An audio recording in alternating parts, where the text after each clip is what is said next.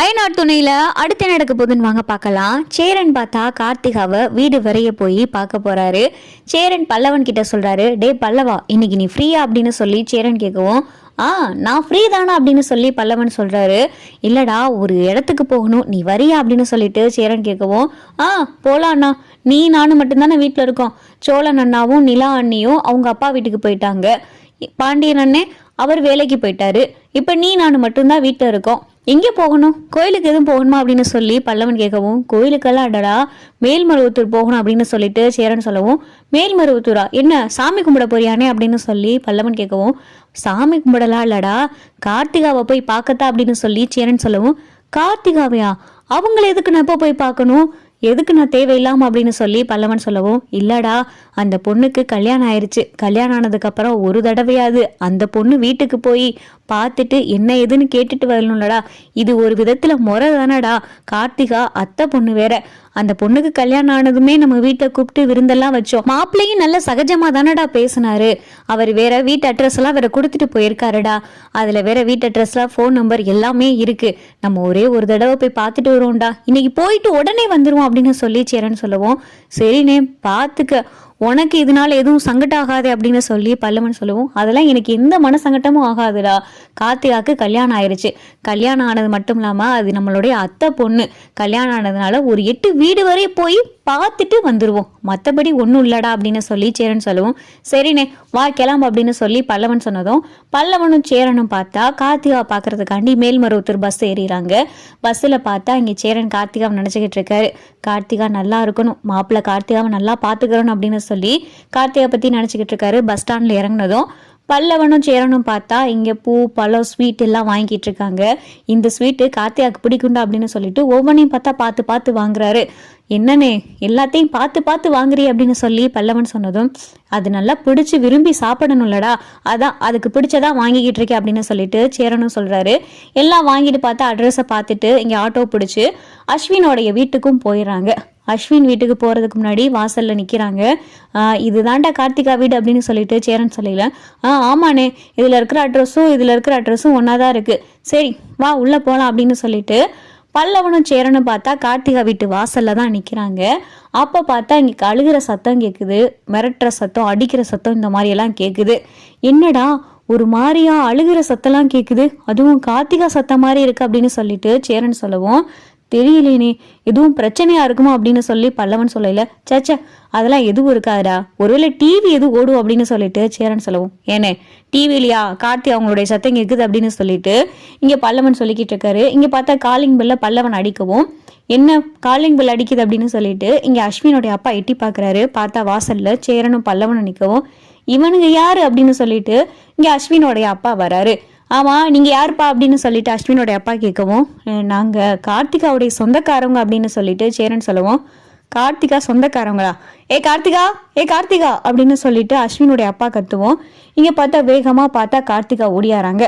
கார்த்திகா ஓடியாரவும், மாமா வாங்க மாமா வாங்க அப்படின்னு சொல்லிட்டு கார்த்திகா கூப்பிடுவோம். கார்த்திகா முகத்துல பார்த்தா ஒரு சந்தோஷமே இல்லை. கவலையா முகமெல்லாம் பார்த்தா ஒரு மாதிரி வீங்கி போய் அழுது கண்ணெல்லாம் எப்படி இருக்குமோ அந்த மாதிரி இருக்கு. என்னப்பா ஒரு மாதிரியா இருக்க, உடம்பு எதுவும் சரியில்லை அப்படின்னு சொல்லி சேரன் கேட்கவும், இல்லை மாமா நான் நல்லா தான் இருக்கேன், கொஞ்சம் 2 நாளா தலைவலி, அதனால கூட முகம் ஒரு மாதிரியா இருக்கலாம் அப்படின்னு சொல்லி கார்த்திகா பார்த்தா சமாளிக்கிறாங்க. வீட்டுக்குள்ள பார்த்தா சேரனும் பல்லவனும் வரவும் இங்கே அஸ்வினோடைய அம்மா அப்பாலாம் இருக்காங்க. 2 பேரும் பார்த்தா சேரன்கிட்டையும் பல்லவன்கிட்டையும் ஒரு வார்த்தை கூட பேசவே மாட்டேங்கிறாங்க. அவங்க பாட்டுக்கு உட்காந்துருக்காங்க. மாமா டீ கொண்டாருவா காஃபி கொண்டாருவா அப்படின்னு சொல்லிட்டு கார்த்திகா கேட்கவும், இல்லைப்பா அதெல்லாம் எதுவும் வேணாம் அப்படின்னு சொல்லிட்டு சேரன் சொல்லவும், ஐயோ இல்லை மாமா ஏதாவது சாப்பிடணும்ல, நான் போய் காஃபி போட்டு எடுத்துட்டு வரேன் அப்படின்னு சொல்லி வேகமாக பார்த்தா கார்த்திகா போய் காஃபியெல்லாம் போட்டு எடுத்துட்டு வந்து கொடுக்குறாங்க. கொடுத்துட்டு பார்த்தா காஃபியை பார்த்தா சேரன் குடிச்சுக்கிட்டு இருக்காரு. அம்மா நல்லா இருக்கீங்களா, அப்பா நல்லா இருக்கீங்களா அப்படின்னு சொல்லிட்டு சேரன் கேட்கவும், அதெல்லாம் நல்லா இருக்கும், வந்துட்டு சட்டுப்புட்டுன்னு வேலையை முடிச்சுட்டா கிளம்புற வேலையை பாருங்க அப்படின்னு சொல்லிட்டு கார்த்திகாவுடைய மாமியார் சொல்லவும் சேரனுக்கும் பல்லவனுக்கும் பார்த்தா ஒரு மாதிரி ஆயிடுது. என்னன்னு இவங்க இப்படியெல்லாம் பேசிக்கிட்டு இருக்காங்க அப்படின்னு சொல்லிட்டு பல்லவன் சேரனுடைய காதல சொல்லவும், இனி அமைதியா இருடா. கார்த்திகா என்னப்பா எப்படி இருக்கு அப்படின்னு சொல்லிட்டு சேரன் கேட்கவும், நான் நல்லா இருக்கேன் மாமா அப்படின்னு சொல்லிட்டு கார்த்திகா சொல்லிக்கிட்டு இருக்காங்க. அதுக்கப்புறம் பார்த்தா அஸ்வினோடைய அம்மா அப்பா எந்திரிச்சு ரூமுக்கு போயிடுறாங்க. அப்ப கார்த்திகா வந்து சோபால உட்காரவும், என்னப்பா உன் முகமே ஒரு மாதிரியா இருக்கு, நல்லா இருக்குன்னு வாய் வார்த்தையா தான் சொல்றியே தவிர மனசார சொல்ற மாதிரி தெரியலையே அப்படின்னு சொல்லிட்டு சேரன் கேட்கவும் கார்த்திகா பார்த்தா அழுக ஆரம்பிச்சுறாங்க. என்னப்பா ஆச்சு கார்த்திகா, என்ன ஆச்சு அப்படின்னு சொல்லிட்டு இங்க சேரன் கேட்கவும் அப்பதான் பார்த்தா கார்த்திகாவுடைய மாமியார் வெளியே வரும்.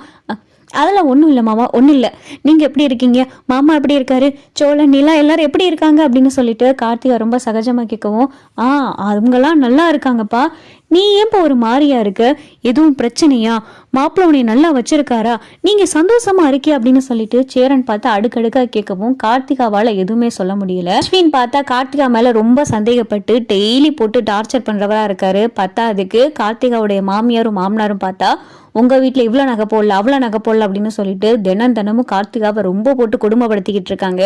இதெல்லாம் சமாளிச்சு பார்த்துதான் கார்த்திகா அந்த வீட்டுல இருந்துகிட்டு இருக்காங்க. சேரன் கிட்ட பார்த்தா கார்த்திகா இதெல்லாம் எதையுமே சொல்ல வேணாம் அப்படின்னு சொல்லிட்டு மனசுக்குள்ளே வச்சுக்கிட்டு இருக்காங்க. ஆனா சேரனை பார்த்ததும் கார்த்திகாவால எதையுமே சொல்லாம மறைக்க முடியாம இருக்க முடியல.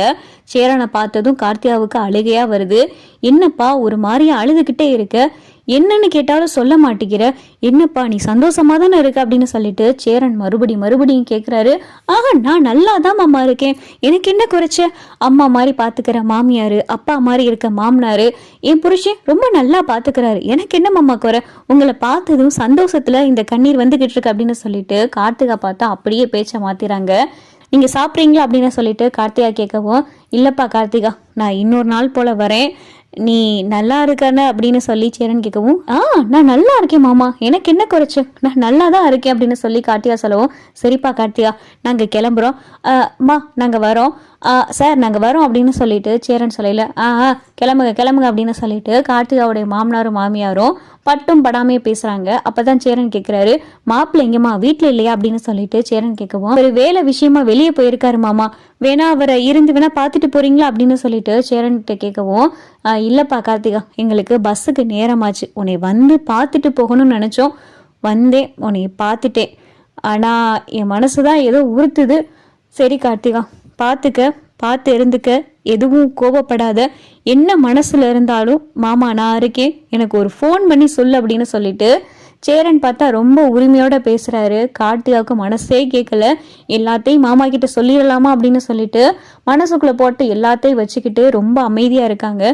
சரி மாமா, நான் என்னன்னாலும் உங்களுக்கு நான் ஃபோன் பண்றேன், உடம்ப பார்த்துக்குங்க, நல்லா சாப்பிடுங்க அப்படின்னு சொல்லி கார்த்திகா சொல்லவும் சரிப்பா நீ உடம்ப பார்த்துக்க, நீ நல்லா சாப்பிடு, ஏதாவதுனா எனக்கு ஒரு ஃபோன் பண்ணு அப்படின்னு சொல்லி சேரன் மறுபடியும் அழுத்தம் திருத்தமாக பார்த்தா கார்த்திகா கிட்ட சொல்லிட்டு போறாரு.